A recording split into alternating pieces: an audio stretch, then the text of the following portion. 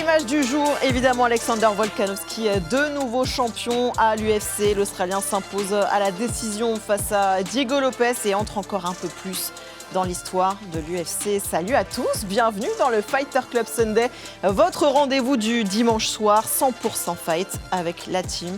Je suis très bien entouré encore une fois. Jalito qui est toujours là. Bonsoir. J'ai vu t'as kiffé sur l'image de Volkanovski. Légendaire, incroyable. T'inquiète, on va en parler dans quelques instants. Notre Baba National est toujours là, salut. Salut tout le monde, salut, comment vous allez? Ça va les gars? Bien dormi? Pas dormi? Ah, bien pas dormi beaucoup moi. dormi? Moi bien dormi, rattrapé au café, tranquillement. Ouais. Toi Jalito, je te connais, t'as pas dormi de la nuit? J'ai pas dormi, je me suis réveillé à 15h après, j'ai dormi de 7h à 15h, n'importe quoi. Émission sur RMC Sport 1 et à suivre aussi sur Twitch. On va saluer le chat, je vais articuler parce que la journée a été longue, mais tout va bien se passer ce soir. Salut à tout le monde dans le chat, merci d'être avec nous. Le meilleur des sports de combat de la semaine, c'est tout de suite dans le Fighter Club Sunday. Voilà le programme qui vous attend ce soir. À 36 ans, eh bien, il retrouve sa ceinture de champion. Alexander Volkanovski a renversé Diego Lopez hier soir à Miami. Une victoire sur décision unanime qui fait de lui le plus vieux champion de l'histoire dans les petites catégories. Il retrouve surtout sa ceinture abandonnée après un KO retentissant face à Ilia Topuria. La star de l'UFC en ce moment, c'est lui. Paddy Pimblett a encore une fois frappé un grand coup en mettant KO Michael Chandler. Nouveau bonus pour l'anglais qui grappille les plages chez les moins de 70. Sa cote de popularité ne cesse de grimper, mais jusqu'où ira-t-il?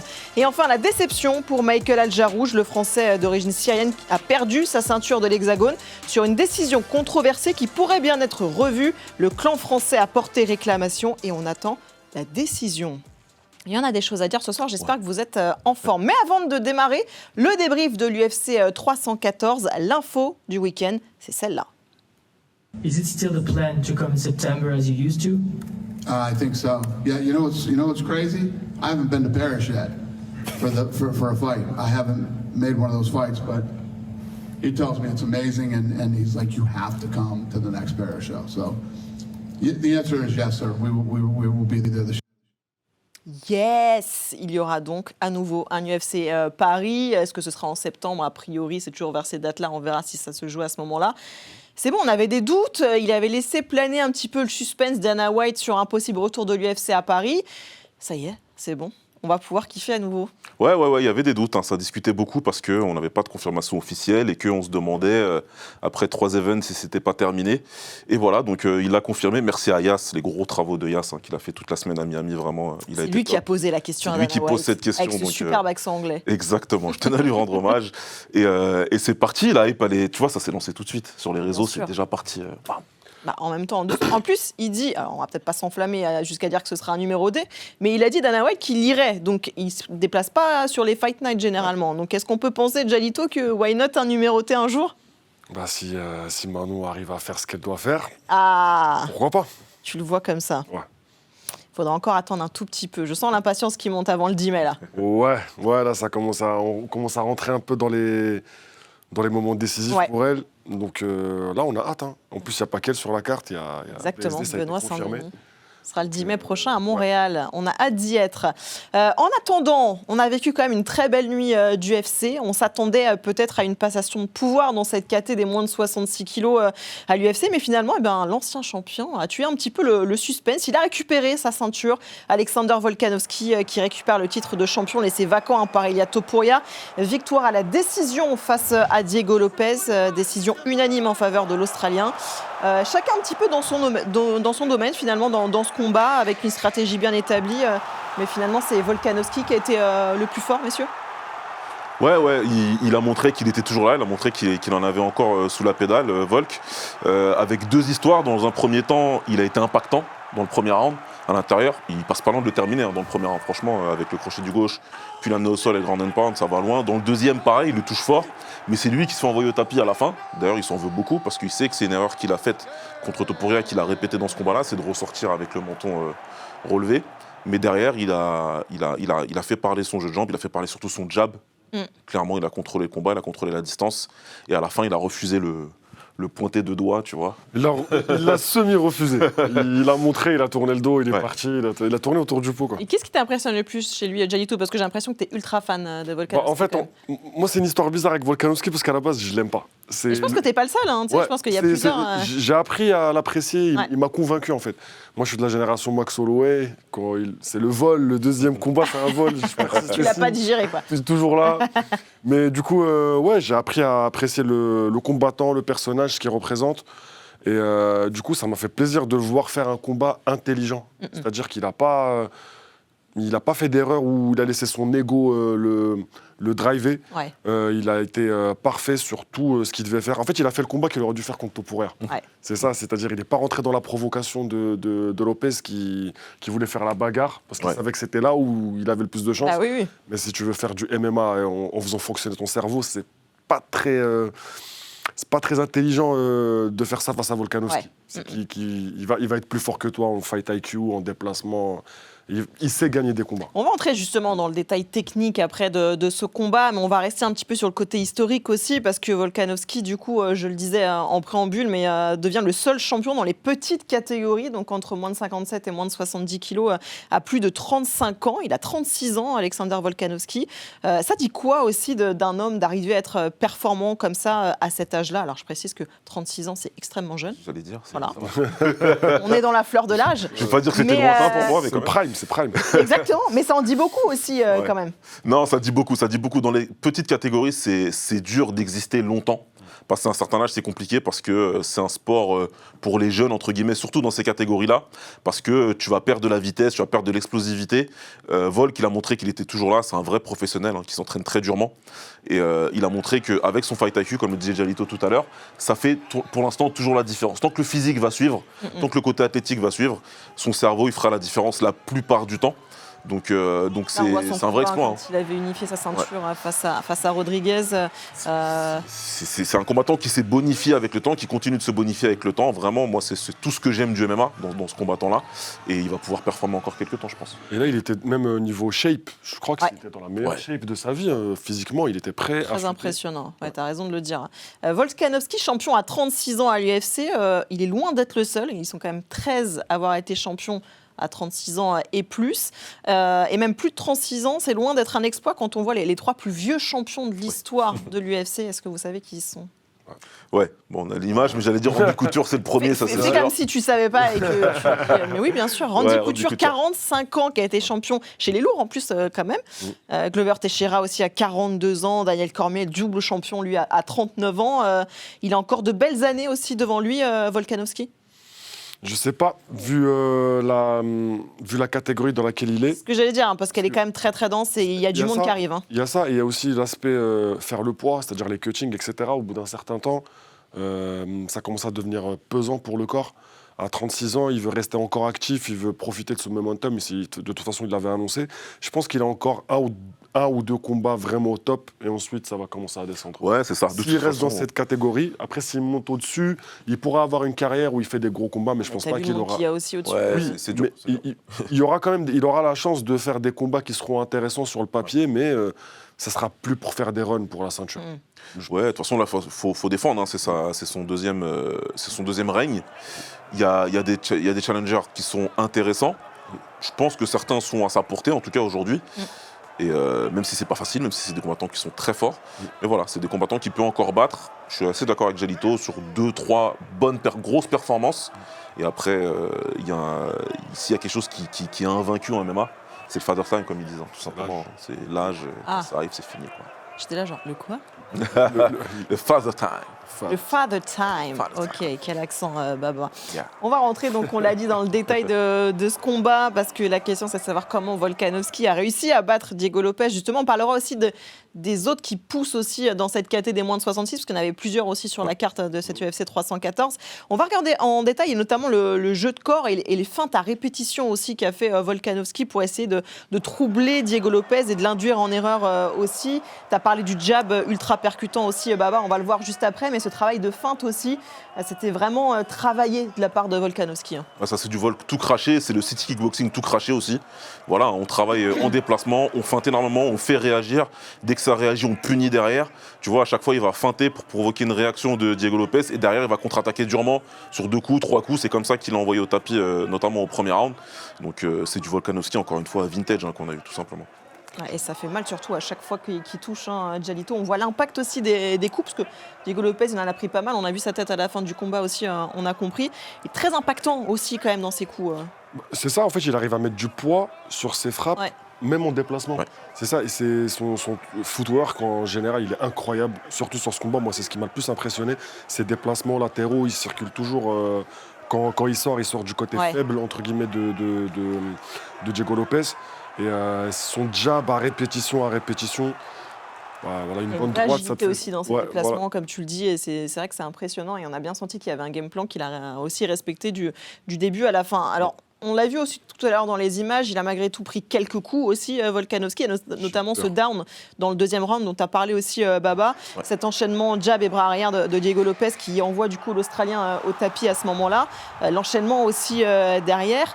Mine de rien, il en a pris aussi pas mal. Il en prend toujours de toute façon quelques-uns à chaque fois dans les combats. Ouais, il en prend. De toute façon, encore une fois, c'est une catégorie où tout le monde va vite, tout le monde tape fort. Tu fais une micro-erreur, tu te fais punir. Et là, il a fait ce qu'il avait refait contre Topuria, notamment, c'est de sortir en ligne et en plus de lever la tête, donc de lever le menton. Et, il savait qu'il avait fait cette boulette-là contre Topuria, il s'est fait punir. Là, c'est pour ça qu'ils s'en voulaient vraiment à la fin du round. Ils disaient, mais je savais très bien qu'il fallait pas que je le fasse. Mais en même temps, c'est le très haut niveau. Et au très haut niveau, le combattant en face de toi, il va te pousser à faire des erreurs. Faut pas l'oublier, en fait. On peut pas être parfait sur 5 rounds contre des mecs comme ça. C'est très compliqué. La chance qu'il a, c'est qu'il n'était pas contre la cage. Ouais. Là, elles sont été ouais, parce qu'il aurait pu se faire enchaîner derrière. Et, un mot quand même, messieurs, de Diego Lopez, parce qu'il est monté aussi très vite à l'UFC, il a été vite propulsé là. C'est un petit coup d'arrêt, mine de rien, pour lui, même s'il est encore jeune à l'UFC. J'ai envie de dire, parce qu'il a quand même plus de 30 ans déjà aussi, Diego Lopez, même s'il a une tête un petit peu... Oui, il a 30 ans pile, je crois. Ouais. Je crois qu'il a 30 ans. 31, non, ouais, 30, 31, peu importe. Ouais. Mais... voilà, il aura forcément une nouvelle chance aussi à un moment. Ça a grave chauffé aussi en conf de presse avec Rodriguez. Oui. Donc, a priori... pas impossible qu'à un moment donné, les deux hommes se retrouvent, quoi. Ah bah là, de toute façon, le combat avec Rodriguez, il s'écrit tout seul. Il y a un event au Mexique. Ils l'ont un petit peu cherché en même temps. C'est-à-dire que là, le contrat, il est déjà envoyé, il n'y a rien à faire. Ouais, mais Rodriguez, j'ai l'impression qu'il est un peu dans une euphorie où, vu qu'il a gagné contre Pitbull, il veut un title shot. Oui, calme-toi. Il est bien gentil, mais doucement. Pas tout seul. il fera ce que le business lui dicte. Le business, il est clair et net là. Voilà, c'est ça. En plus, il avait eu des mots durs envers Lopez. Bon, des mots que je cautionne pas. Il avait dit ça le dérange que Lopez représente le Mexique. Ah oui, carrément, on était là-dessus. Ouais, donc voilà, moi j'ai pas trop aimé ça. Il y a une grosse histoire entre les deux. Entre les deux, donc et tout, voilà, donc ça peut se chauffer. Ça serait un beau combat en plus sur le papier. Ça, c'est indéniable. Maintenant, Volkanovski, il avait dit, et il a déclaré en conférence de presse que là, sa prochaine cible, c'est le 0 de Movsar Evloev. Ouais. Bon, ça, c'est sûr que ça va être le prochain, a priori. Et ça pourrait être un combat super intéressant. C'est génial, c'est génial. Et puis le fait que Volkanovski le veuille, tu vois, ce combattant-là que personne ne veut combattre, je trouve ça vraiment super cool et ça montre à quel point c'est un grand champion. En tout cas, cette catégorie des moins de 66, elle va bouger parce qu'il y a du monde aussi qui arrive derrière. Il y a Topuria Holloway aussi qui monte, donc forcément, ça libère de la place. Et il y a un nouvel arrivant aussi, Pico, qui vient de signer une nouvelle signature. C'est une très grosse signature de l'UFC qui a fait une bonne affaire sur ce coup-là. Et donc, on attend de voir ce que ça va donner. Il devait affronter Movsar. Mais Movsar a eu la clairvoyance de dire bon, ok, j'attends de voir le résultat de ce week-end. Parce que je vais peut-être avoir une chance dans pas longtemps, donc je vais pas me cramer. Et surtout que Pico, c'est un énorme risque parce que c'est vraiment un combattant qui a du feu dans les poings, un très gros lutteur également. Très complet. Ouais, donc. Et il y avait d'autres hommes quand même dans les moins de 66 sur la carte, on va tout mettre dans l'ordre. Jean Silva, évidemment, qui va faire une entrée fracassante dans le top 15 après sa victoire face à Bryce Mitchell, le Brésilien, qui s'est amusé et qui a fait dormir l'Américain. Bonne défense. Encore une fois. La tentative de guillotine. Et là, il a le coup. Là, il a le coup. Là, il est bien. Là, il est bien. Mais ça tourne. Ça tourne, mais il tape quand même. Waouh, quelle performance. Il lui a roulé dessus. C'est fou. Il a fait tout ce qu'il voulait. Sens unique. Incroyable. Performance à sens unique.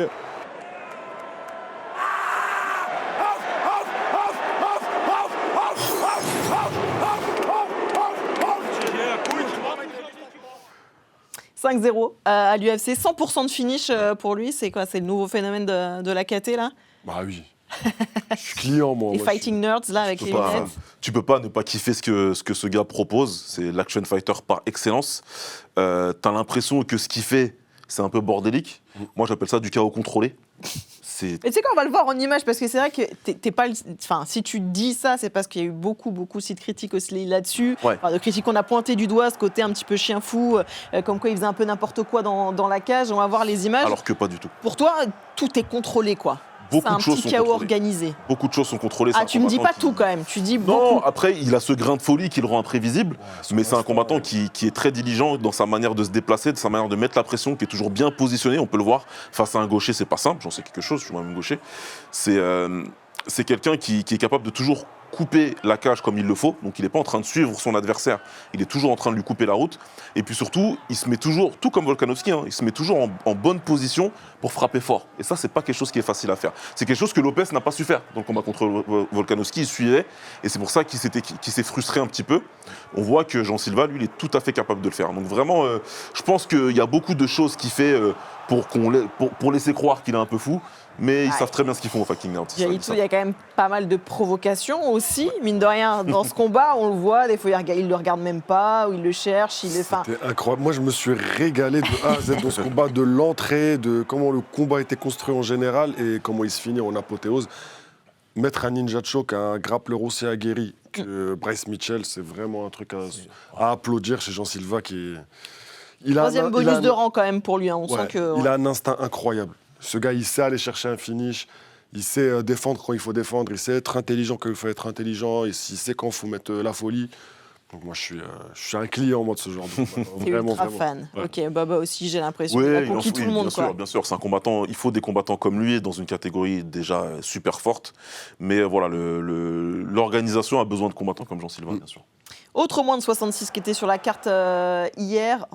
On peut se faire un petit plaisir encore avec Jean Silva, si vous voulez. Tu voulais vraiment toucher les gants avec Bryce Mitchell, mais il a refusé à chaque fois. Dommage. Celui qui a déjà fait son trou, on en parlait tout à l'heure dans cette KT, c'est Yair Rodriguez. On en a déjà parlé, il a eu la ceinture intérimaire, il a perdu ensuite contre Volka pour l'unification. Le duel a été annoncé face à Diego Lopez. Il était opposé, tu l'as dit, Jalito, à Patricio Pitbull pour ses grands débuts à l'UFC. Lui qui était l'ancien champion du Bellator, l'un des plus grands champions du Bellator d'ailleurs.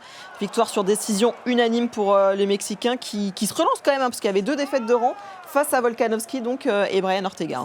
Ouais, il se relance bien face à une légende du game. Pitbull, c'est une légende du MMA. C'est le plus grand champion que le Bellator ait connu, très clairement. Pendant très longtemps, il était considéré comme l'un des 2 meilleurs combattants de sa catégorie, peu importe l'organisation.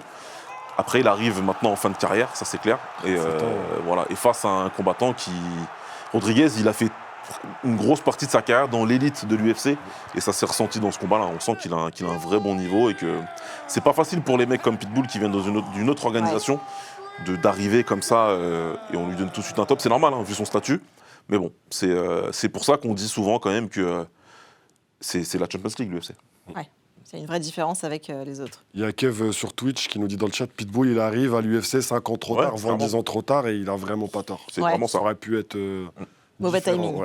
Mauvais timing. Ouais, je pense qu'il y a 5 ans, vraiment, c'était un combattant exceptionnel, Pitbull, attention. À 32 ans, c'est pas la même. C'est pas pareil. Il a 37 ans, fin de carrière. Je sais même pas c'est pourquoi il est venu à l'UFC. Ouais, c'est ça. Débarquer à 37 ans à l'UFC, faut le faire aussi. Fallait Messieurs, de l'argent du KSW. On va prendre l'argent ailleurs. Petite respiration sur RMC Sport 1 et puis on revient après pour continuer de parler de l'UFC 314 et notamment du phénomène Paddy Pimblett. On reviendra aussi sur la victoire de Nora Cornell.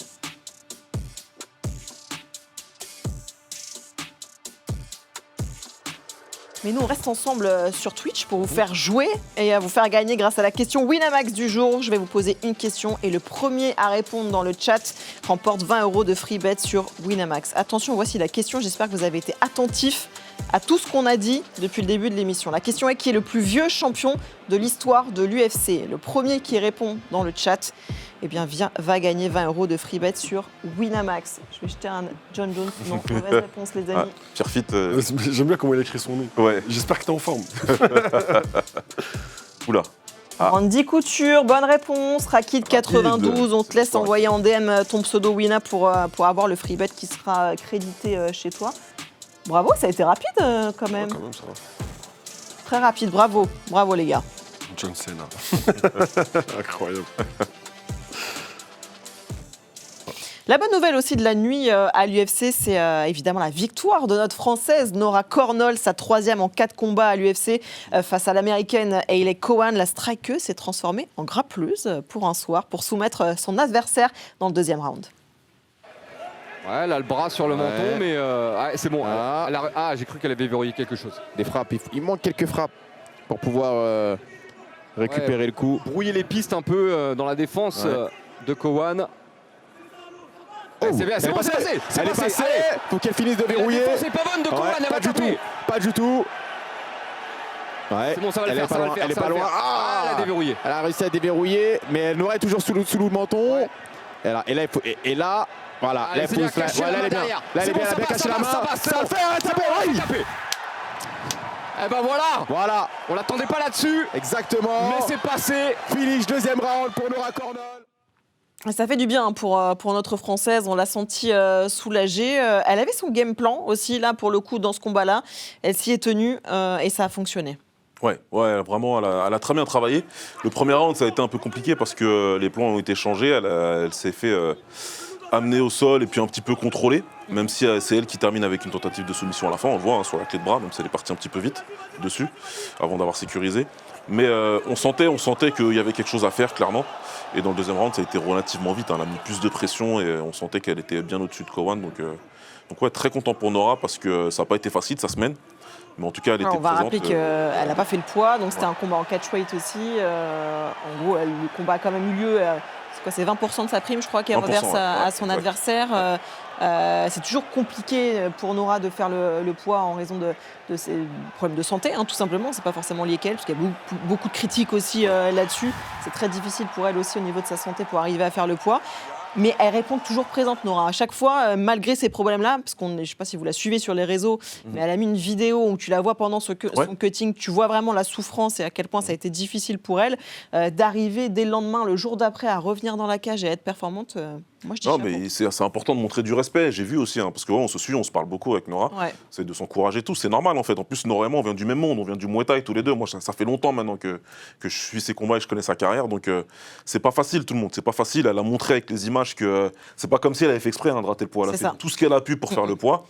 Des fois, ton corps il s'arrête. Des fois, c'est compliqué. En plus, il y a des choses qui l'empêchent vraiment de faire ce poids-là. Tout simplement, c'est pas quelque chose qu'elle fait comme ça volontairement. Donc vraiment, j'invite tout le monde à un peu plus de mesure. Ouais. Et, de bienveillance aussi, voilà, ça peut faire du bien. Ouais. Nouveau contrat en tout cas à l'UFC pour Nora, déjà signé, 3 en même temps sur le premier contrat. Voilà, il y a besoin aussi de femmes dans ces catégories aussi là, Jalito, mais belle récompense pour elle. Moi, je trouve que c'est mérité. À chaque fois, elle ne démérite pas. À chaque fois qu'elle monte dans la cage, elle donne tout ce qu'elle a. Ses combats, ils ne sont pas ennuyeux à regarder. Elle progresse sur tous les aspects, même en striking, alors qu'elle vient du Muay Thai. Elle a vraiment adapté son striking au MMA. Elle est top 15. Je pense qu'elle va prendre encore 1 ou 2 places demain. Ouais, elle était 13 là, je crois. Elle était 13. Je pense qu'elle va arriver top 10 d'ici peu. Donc, c'est largement mérité. Ça va monter, en tout cas pour la Française qui a des ambitions dans cette catégorie. Elle a déjà dans son viseur sa prochaine adversaire. So you got that girl here in Miami that's working a lot, and that's all he does to me, you know. So, Aileen, let's fight, boo-boo. Aileen Perez, la 8e mondiale. On avait tous compris sauf Joe Rogan. Oui, il n'avait pas envie de faire d'efforts. Il était un peu endormi. Ouais, il sais pas, ça veut dire n'avait quoi, pas envie. Il a 60 ans. L'Argentine qu'on avait vu d'ailleurs à l'UFC Paris, qui reste sur 5 victoires de rang à l'UFC, 8e de la KT, ça permettrait aussi à Nora, en cas de victoire, de grappiller ses places et de grimper au classement. Et de prendre une hype, parce que Aileen Perez, pas forcément pour ses compétences gymnastiques, je sais pas comment on dit. Je te laisse galérer là, t'y aller tout seul. C'est pas pour ses compétences de combattante qu'elle est connue, en fait, elle gagne, c'est souvent laborieux, c'est plus pour les post-fight qu'elle est connue, donc voilà. Petite célébration en twerk là. Voilà, il faut que Nora la corrige et après, elle prend toute sa hype et... Non, mais on est dans une rivalité France-Argentine depuis quelques temps maintenant, que c'est intensifié depuis 2 ans, donc allons-y, let's go à Paris. Pourquoi pas. Bon, par contre, on aimerait mieux que ça se termine par une victoire française cette fois. Par un KO. Par un petit KO, on prend. En tout cas, il s'en est passé des choses dans cette nuit UFC. Si vous n'avez pas tout suivi, petite séance de rattrapage tout de suite avec le meilleur qui est compilé par Oscar Joss. Ouais, il a touché au corps. Il a touché au corps. L'accélération. Et là, c'est plus la même chose un peu du d'air. côté de Woodson. Regardez. Ouais, Et c'est non, lui qui attaque ouais. en lutte maintenant. Ouh là là là là là. Là, s'il n'y a pas de défense, et c'est terminé. Waouh. Et Igué l'a fait. Waouh. Il l'a fait.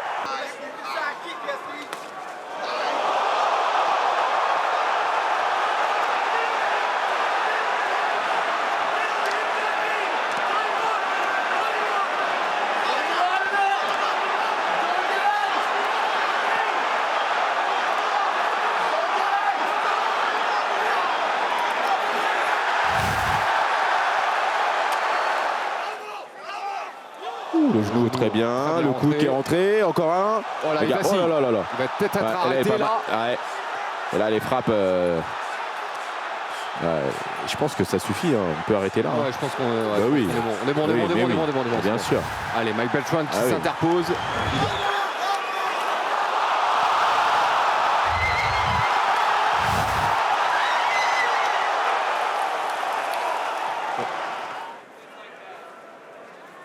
J'aime bien le travail de feinte de Reyes. Oh, il a contré, magnifique, c'est terminé. KO. Oh, KO. Waouh. Quel KO de Reyes. Ouh là là là là. Oh là là là là là. Il a mis KO de Conor contre Aldo. Ouais. Waouh. Pile poil. C'est le même. De quoi? Reyes, je pense que c'est pile poil Il a le mis même. Ouais. le même KO que Conor contre Aldo. Ouais. Ouais, c'est vrai. Texte, ouais. C'est vrai, c'est vrai. Quelle résurrection pour Reyes qui revient de loin. Il était quoi sur 4 défaites, 4 par KO 4 défaites d'affilée, ouais. Ouais, et là, il gagne les 3 de suite par KO aussi. Il revient dans la discussion. Franchement. Ouais, mine de Ouais, c'est rien, bien, t'as c'est raison de bien. le souligner. Ouais, c'est vrai, c'est un beau C'est retour. bien, et c'est une catégorie qui est ouverte, donc il arrive au bon moment. C'est bien pour lui.